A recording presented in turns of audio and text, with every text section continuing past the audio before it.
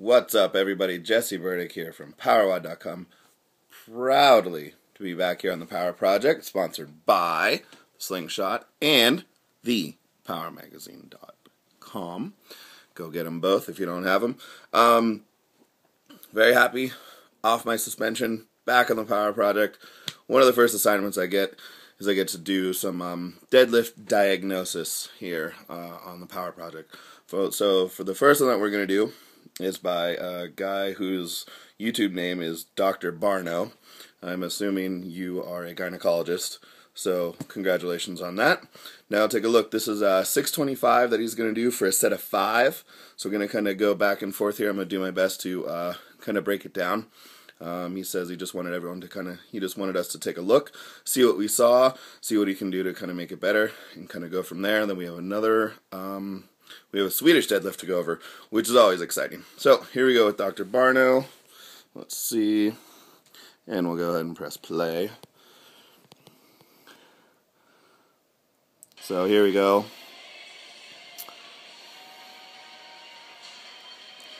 So one of the first things that I see that we got to kind of take care of is the octagon plates. Those are going to just kick all over the place. Second of all, if you guys will notice here, he is wearing weightlifting shoes, Olympic lifting shoes, Ollie shoes, if you will.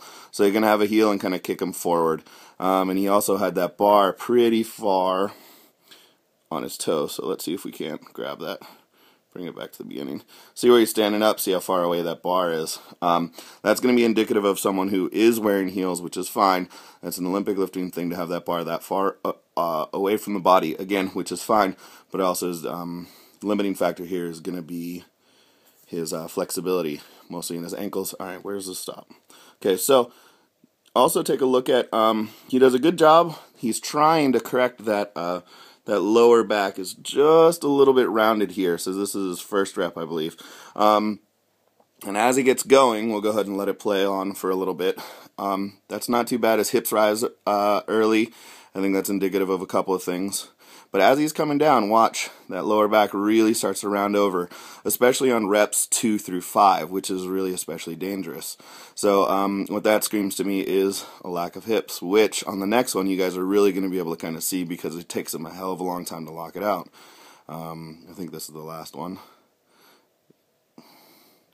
Right about, finally we get him a down signal, but he's going to hold it because there's a guy back there doing curls, seated curls. He's supinating. You see, he wouldn't have been kicked off the Power Project. Look at that tank top. That's fantastic. But again, that's a pretty serious deadlift. 625 raw for a set of 5. That's a great pull. But we got to just look at what is going to be your limiting factor. That bar is real far away from you. You're playing to your strengths, which means you're playing to your legs and your lower back, which is great. But it's starting to show there on that 4th and 5th rep, after that time under tension has really started to kick on you, that you need some more hips. So we're looking at something like Dimmel deadlifts. Also got to look towards something to open up those quads and your hip flexors, allow your glutes to kind of get through at the top a little bit more, and also any sort of ankle flexibility.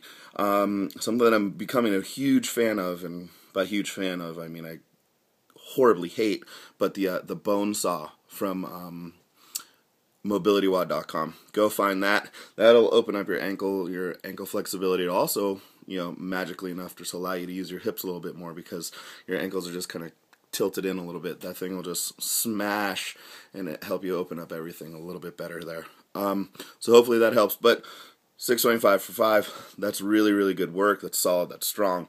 But again, it's never good enough, so we need to keep going. So those are some things that I would, recommend you work on. Just some being able to be a little bit more mobile in the front side of the hip, a little bit stronger in the back side of the hip. That always is going to kind of happen. And also just work on that ankle flexibility. Get out of those heels. That's going to get you closer to the ground. Pull that bar a little bit closer to your body and allow you to use those hips once you have them. Alright, so we're going to go here again to a kid named Jacob Anderson here. So this is his opening deadlift of about 400 pounds, 397 pounds, again, okay, so the first thing we're going to notice, okay, so we're going to go back here. The The bar is going to be, again, a little bit far away. These guys have something similar. And now look what he does with his knees. He kicks his knees straight forward. He tries to pull that bar back, but he kicks those knees forward. And that bar drifts pretty far out in front of him. So that's kind of a mistake, but it's excusable on an opener. So let's watch here. He makes a pretty big jump to 441, kicks way far forward, and he's not able to recover past here. Okay, so, where'd it go? So what we got to look at, oh, that's not it at all. I'll try and find it again while I'm talking. So what we, again, kind of the same thing. We're looking at lack of hips involved. Good for you, you know where you're strong. Your legs and your lower back are coming through. You have a lot of explosiveness, like once you get that bar over your knees. This is Jacob Anderson. Hopefully I remember to say that. But getting from kind of mid-shin up to your knees is where you're failing. But you're just way too bent over here. That bar is actually drifting out in front of you. So what you need to do is be able to find a little bit better of a setup.